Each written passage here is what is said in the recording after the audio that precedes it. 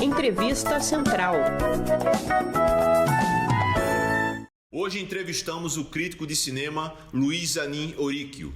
Ele também é autor de diversos livros sobre cultura, sobre futebol e é colunista de cultura do jornal Estado de São Paulo. Luiz, agradecemos sua disponibilidade para essa entrevista central. Prazer é meu de falar com vocês. Nessa quinta tem início o festival O Cinema Latino-Americano de Miguel Litín, que será exibido online gratuitamente pelo SP Cineplay. Luiz, eu gostaria de lhe perguntar, aproveitando seu conhecimento, quem é Miguel Litín e por que assistir seus filmes nesse atual contexto político? Bom, Miguel Litín é um dos principais cineastas latino-americanos, ele é chileno, ele tem obras fundamentais e ele é um cara que tem uma história de vida absolutamente incrível, né? Ele é um cara que foi exilado, se exilou na época da ditadura Pinochet, né? E ele, muitos anos depois, ainda na vigência da ditadura, ele conseguiu se introduzir clandestinamente no Chile e filmar um documentário chamado Actas de Chile, que foi filmado inteiramente clandestino para mostrar as reais condições do povo sob a ditadura Pinochet. Então, é um homem que é um homem, assim, além de ser um grande artista, é um homem de ação também. E essa aventura dele, né, acabou sendo registrada em livro por ninguém menos que o prêmio Nobel colombiano Gabriel García Márquez, que escreveu um livro chamado A Aventura de Miguel Litín, clandestino no Chile, contando essa passagem na vida do cineasta. E no festival, o que a gente vai esperar de Miguel Litín, isso que você falou, vai estar disponível? Vai estar disponível, esse é um dos filmes, e ele tem vários outros filmes bastante interessantes. Tem um filme dele, o Chacal de Nahuel Toro, é o nome de uma localidade chilena, em que aconteceu um crime pavoroso que comoveu a opinião pública chilena na época, de um homem que tinha problemas mentais tal, e vivia muito precariamente, e um dia ele mata uma mulher e os 5 filhos dela. E ele é condenado à morte. E esse filme eu considero assim um dos maiores libelos que o cinema já fez contra a pena de morte, né?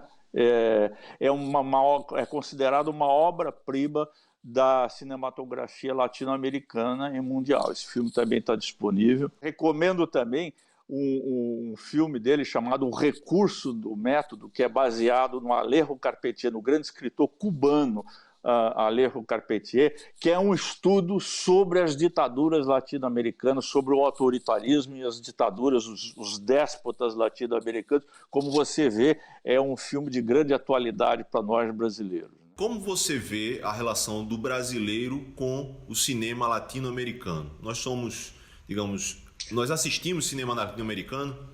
Assistimos muito pouco.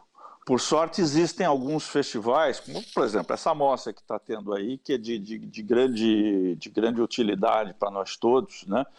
E existem também vários festivais, alguns festivais dedicados ao cinema latino-americano. Tem o Festival de Cinema Latino-Americano de São Paulo, tem o festival Cine Ceará, que tem um recorte latino-americano, aliás, ibero-americano. Então, dessa maneira, chegam os filmes latino-americanos e ibero-americanos. Porém, chegam em quantidade muito pequena se você comparar com as outras cinematografias.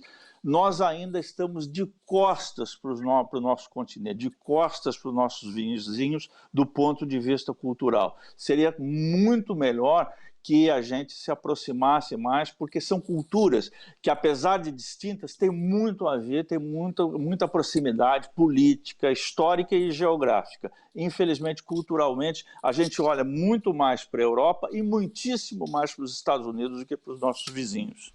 Zanin, como está a produção cinematográfica brasileira nesse último ano, nesse contexto de pandemia e diante de um governo que declaradamente coloca dificuldades para o acesso ao financiamento? Tenho conversado assim por rede social tal, e com informações que eu tenho através de amigos, eu tenho muitos anos de cobertura dessa área. O que eu sei é que está muito parada a coisa, né? Está muito parado porque o órgão que é responsável pela produção e pela regulação do cinema brasileiro, que é a Ancine, está praticamente parada. Ela foi infiltrada por esses caras aí que tem ódio, né, da cultura brasileira e do cinema brasileiro, então está praticamente toda travada a produção. Ela continua acontecendo, apesar das dificuldades da pandemia e desse boicote do governo federal, por iniciativas localizadas ou dos governos estaduais, dos estados, ou das prefeituras de algumas cidades. Mas continua assim, de uma maneira bastante precária. Imagine você que nós já havíamos chegado, antes da chegada ao poder desse governo disfuncional, nós havíamos chegado a produzir mais de 150 longas-metragens por ano no Brasil, isso sem contar os curta-metragens, assim, centenas e centenas. E hoje, praticamente, essa produção está parada, ou devagar, quase parando. E o governo pode alegar que a pandemia tem feito isso no mundo todo. Você tem exemplos de outros países que, mesmo na pandemia, têm apoiado o cinema nacional? Praticamente todos os outros países mais civilizados, vamos dizer assim, continuam apoiando. É lógico que existe uma queda geral, existe uma crise geral, e isso não há dúvida nenhuma. Mas países como a França continuam com os seus... A França tem um grande apoio dedicado ao cinema local, né? Tanto é que a França consegue ainda manter uma grande fatia de mercado para sua produção local. A mesma coisa da Argentina, do Chile, do México, né? De outros países, vamos dizer assim, com um perfil mais semelhante ao brasileiro, né? Eles simplesmente estão mantendo as políticas de incentivo deles, estão apoiando os profissionais que no momento não estão podendo trabalhar, ou estão trabalhando de uma maneira muito precária, então tem que ser apoiadas, a pessoa tem que viver de alguma forma até que a pandemia amane ou passe completamente, né? Isso aí a gente está vendo que não apenas no Brasil, mas em outros países também está complicada a coisa, né?